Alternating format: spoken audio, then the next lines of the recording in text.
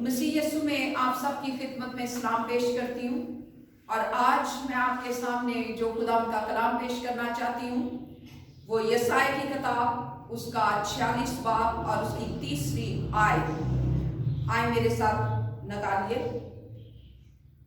यहाँ यूं लिखा है, ऐ याकूब के घराने और ऐ इस्राएल के सब बाकी मांदा लोगों, जिनको वतन ही से मैंने उठाया और जिनको रहम ही से मैंने गोद में लिया, मेरी सुनो।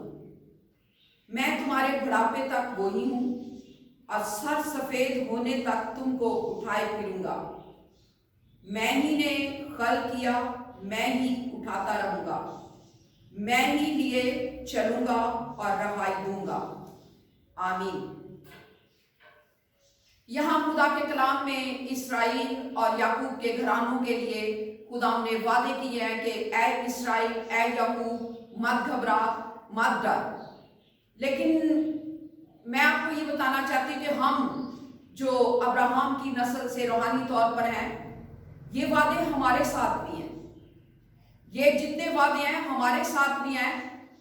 हालात कैसे भी हो, हमें डरने की जरूरत नहीं है, क्योंकि खुदा के कलाम में लिखा है वो आज कल बल्कि अब तक यकसा है।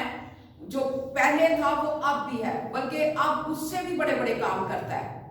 और उसके कलाम में लिखा है कि मैं तुम्हें उठाए रहूंगा, लिए फिरूंगा, सर के बाल सफेद होने तक, बुढ़ापे तक, क्योंकि मैंने तुम्हें खल किया है, मैंने तुझे वतन से ही ले लिया है, मैंने तुझे रहम से ही अपनी गोद में ले लिया है और मैं ही तुझे लिए चलूंगा और मैं ही तुझे रहाई दूंगा। इतनी खूबसूरत ये आयात और इतने खूबसूरत वादे जो हम सब के लिए हैं, इसलिए परेशान होने की जरूरत नहीं है, नढाल होने की जरूरत नहीं है और ये फिक्रों में फंसे रहने की जरूरत नहीं है, हालात से घबराने की जरूरत नहीं है कि ये बीमारी आ गई, ये दुख आ गया। अगर आपको और आप सब जानते हैं कि किस तरीके से खुदा ने बनी इसराइल को रहाई बख्शी, मूसा की क़यादत में वो किस तरीके से जो उसने वादा किया था कि मैं तुम्हें रहाई दूंगा, मैं तुम्हारे साथ चलूंगा। और यहाँ भी हम यही देखते हैं कि खुदा ने खुद कहा कि मैं सर के सफेद होने तक, बुढ़ापे तक तुम्हें उठाए फिरूंगा, क्योंकि मैंने तुम्हें खल किया। और यिर्मयाह की किताब उसके पहले बाब और उसकी 5 आयत में लिखा है कि इससे पेशतर कि मैं तुझे वतन में खल किया, मैं तुझे जानता हूं, मैंने तेरी वलादत से पहले ही तुझे महसूस किया। यानी आपको तसल्ली देना चाहती हूं कि जब से हम पैदा हुए हैं, खुदा हमें चारों तरफ से संभाले हुए है। वबा हो, बीमारी हो, दुख हो, तकलीफ हो, जिस्म होने के नाते ये सब चीजें आती हैं, लेकिन जब खुदा का फजल होता है वो हमें रहाई बख्शता है, वो निकाल लेता है, वो उठा खड़ा करता है। वो कभी हमें बीमारियों या तंगी तकलीफ में, परेशानियों में रहने नहीं देता, बल्कि जो उसके खून से धुले में हैं, जो उसके लोग हैं, वो अपने बरगजीतों को हमेशा निकाल लेता है, हमेशा उनके साथ रहता है। और जिस तरीके से उसने मूसा को रहाई बख्शी, बनी इसराइल को रहाई बख्शी, आज जब तमाम कौम, पूरी दुनिया, बल्कि पूरी दुनिया इस मुश्किल में फंसी हुई है और वो देख रहे हैं कि किस तरीके से रहाई मिले उन्हें। कोई मेडिसिन को देख रहा है, कोई किसी, लेकिन हम ये देख रहे हैं कि हमारा रहाई देने वाला, जिसने हमें वतन से ही ले लिया, जिसने रहम से ही हमें गोद में ले लिया, हमारा रहाई देने वाला, हमारा छुड़ाने वाला हमारे साथ है। वो कभी हमें तन्हा नहीं छोड़ता, वो कभी हमारी